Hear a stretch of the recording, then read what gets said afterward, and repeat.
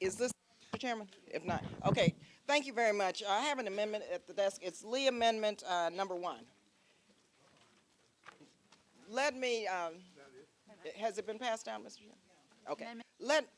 Amendment to the Supplemental Appropriations Bill offered by Ms. Lee of California. Without objection, the clerk will suspend the reading, and Ms. Lee will be allowed to explain. Thank you very much, Mr. Chairman. Let me first thank you for this hearing and affording me the opportunity to explain my amendment to this very important legislation. It's my intent to ask unanimous consent to withdraw the amendment after the debate. I also want to thank you, Mr. Chairman and Mr. Murtha, for your leadership in crafting the supplemental and for your willingness to consider additional ideas from members from both sides. It's been a pleasure working with you, and your staff has been terrific. And I want to thank you also for including the provision which I offered as it relates to no permanent bases in Iraq and no permanent bases in Afghanistan. My amendment, Mr. Chairman, is short and to the point. It simply states that no later than December 31st, 2009, the President shall submit to Congress a report including a classified index as necessary, containing a plan for concluding United States military operations in Afghanistan and withdrawing U.S. military forces from participating in Operation Enduring Freedom. Let me explain what my amendment does not do. My amendment does not call for the redeployment of U.S. armed forces out of Afghanistan.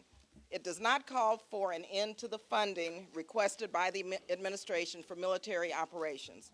It does not tie the hands of the President, commanders in the field, or our troops on the ground, and it does not provide aid and comfort to those who would do us harm or wish us ill. Mr. Chairman, President Obama has often said that we should be as careful getting out of Iraq as we were as careless getting in. He's right that we should be careful. That's good advice for Iraq, and quite frankly, it's great advice for Afghanistan, and that's what my amendment does.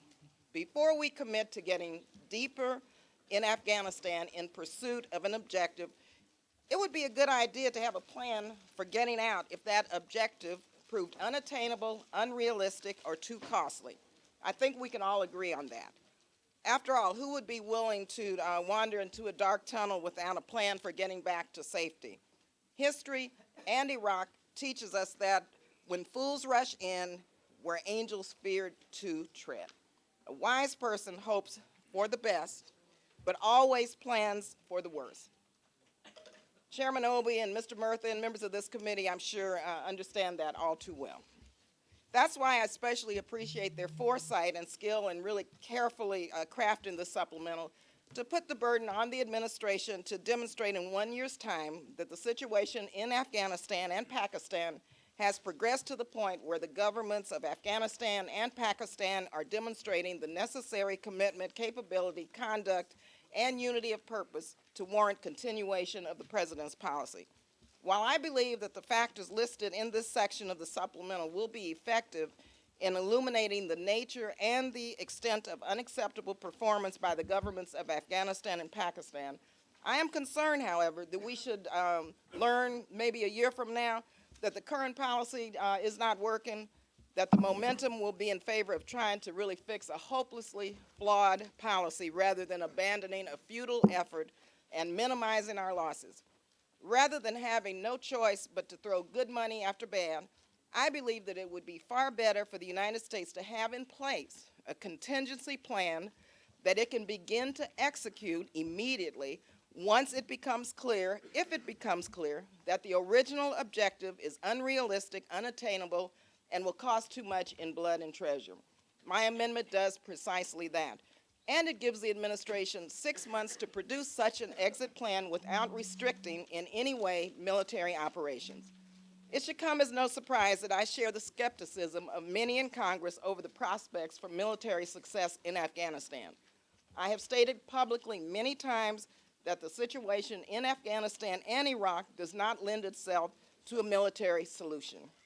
That's why I'm especially troubled by the fact that the supplemental funds requested by the administration reflected in this supplemental bill really does favor the military and combat operations over the diplomatic development, regional approach, reconstruction, economic development, efforts by nearly, I think it's a ratio of close to 10 to 1.